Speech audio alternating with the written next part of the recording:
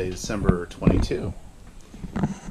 This is Mission Escape from La Paz. Alright, 2:10 p.m. Sunday, December 22. 3:30 p.m. We're headed to San Jose Del Cabo.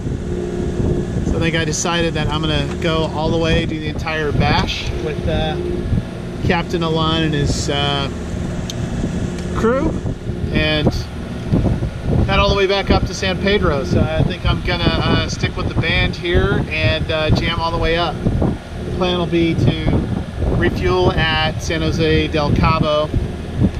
We'll drop Debbie off.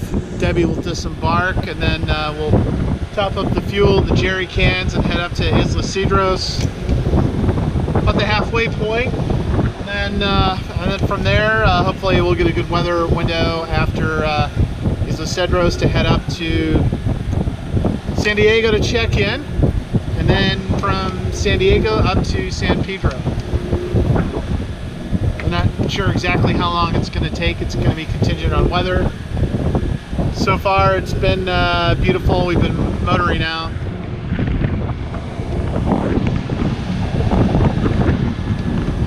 And we're just about getting ready to head through the island here. So we're left of La Paz, picked up fuel at Costa Baja, 74 gallons. So I actually need quite a bit of fuel. The tank holds 95 gallons, somewhere in there. We took on quite a bit of fuel. We've got more than enough to get us to San Jose Del Cabo pretty easily.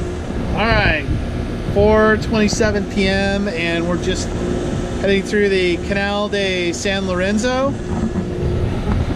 There's the buoy to starboard, and there's one over to port, somewhere over there between the island. So we're getting ready to head starboard and start heading south. 5:12 p.m. Sunday, the main is up. A little bit of a clusterfuck. The mast painter evidently didn't have, had 4 or 5 of the slugs not rigged. The tack was not pinned on the gooseneck either. One of the slugs on the batten was twisted 180 degrees. There's a bunch of friction racing the main. But looks like we're dialed in good now. Almost 6 o'clock Sunday. Sun's just about down. We're gonna do 3-hour launches. I've got 6 to 9. Debbie has 9 to midnight. And Captain Alon's going to do the graveyard from midnight to 3 a.m. And then I'll be back on the 3 to 6 a.m. shift.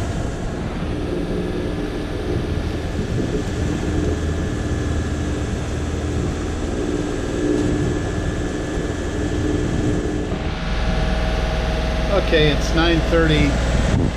We're just off Isla Jacques Cousteau, so we're making pretty good time. Debbie's just went on shift. I gave her a couple extra minutes, made her some hot noodles, and she's going to be on shift for a while. I'm going to try and take a little bit of a nap.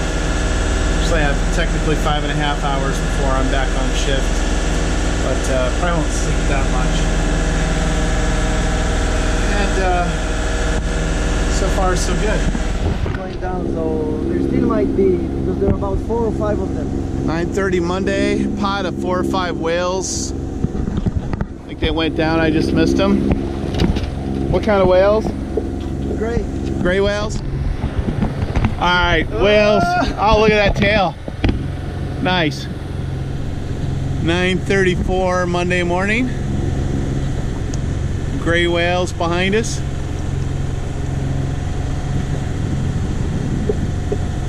I've seen gray whale flukes come out of the water, but not nice, but not splash like that.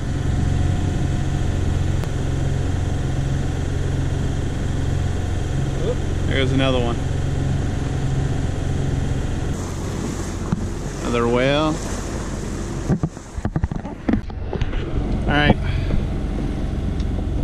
20 after 11 Monday. We're just coming up on San Jose Del Cabo.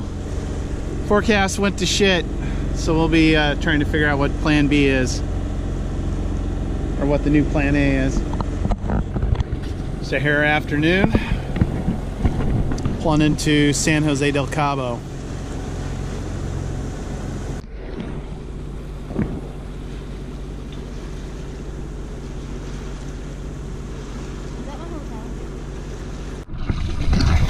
Tied up at San Jose Del Cabo. All right. It is 9:49 a.m. Tuesday morning, December 24th. Feliz Navidad Eve. We're here in San Jose Del Cabo, just right outside the entrance. We stayed in a nice hotel, had a nice dinner, got a nice chance to relax after heading down from La Paz. It was a pretty uneventful trip. There were a couple of boat issues that came up.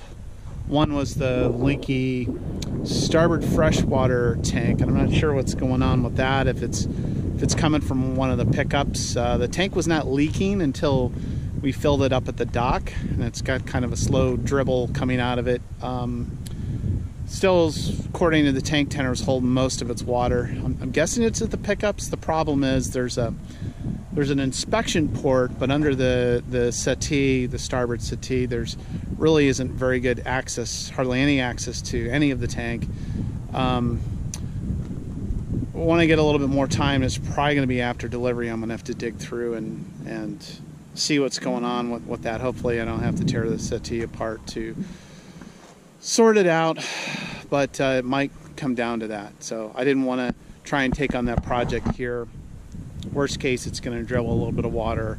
There is a port tank, so we can work around that. Shouldn't be too big of a deal.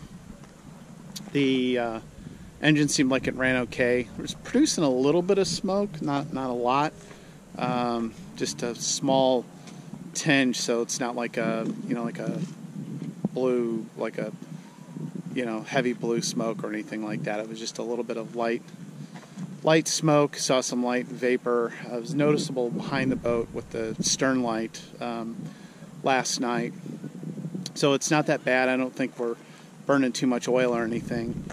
The temperature was consistent all night, so no problems with overheating. So that was one of the other things that we monitored.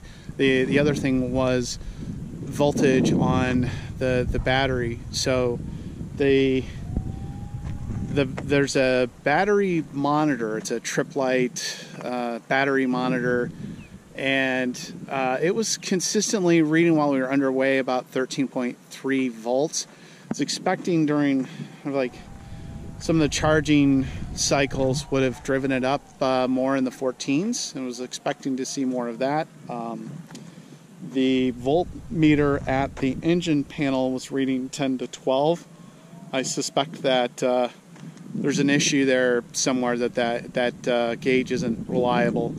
But I kept an eye on it, so after close to 24 hours of motoring with the refrigerator on, 2 chart plotters, various lights at different times, including the nav lights overnight, charging up cell phones and things like that, there was no detectable drop in voltage at any point below like that 13.3 for the most part. It maybe would bounce up and down a point, but there wasn't any detectable drop, say from the time that we started really till the time that we got here. So I think that it's producing energy. I was just expecting a little bit higher voltage on the voltmeter.